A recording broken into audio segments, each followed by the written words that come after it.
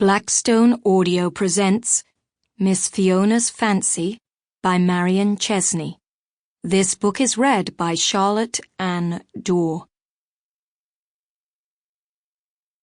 For Felicia Villas, with love. 1. Although Walter Scott's poetry was just beginning to make the Highlands of Scotland a romantic place in the eyes of the ton, very few members of Regency society would dream of leaving their overheated saloons and clubs to go and see the place for themselves. And so, most of them remained unaware that the Scottish aristocracy and gentry still lived in a manner alien to their English counterparts. On the other hand, many members of the Scottish upper classes were familiar with the hectic London season, making the long journey each year in the hopes of finding suitable husbands for their daughters. But at least one daughter of the Scottish landed gentry remained, as yet, blissfully unaware of the competition, the snobbery, and the rigid social rules among English society.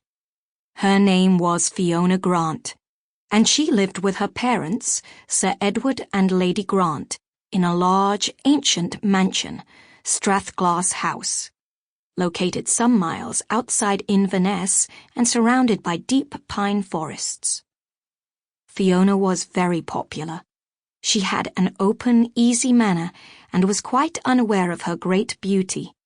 She had thick chestnut hair that burned with tiny fiery red lights like sparks from a peat fire on a frosty night. Her complexion was flawless, and her wide eyes were very green, not hazel, but as green as a cat's.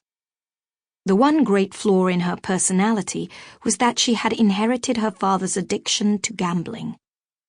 Sir Edward was a lawyer, having been brought up at a time when the French Revolution had caused tremors of fear to run through the British upper classes, and just in case Britain should follow the French example, he had, like many of his kind, been trained to a profession. Like Fiona, he was spared the hells of heavy gambling because of geographical circumstances. The only neighbours with any money were too far distant to make more than 2 or 3 calls a year, and the servants and tenants were too poor.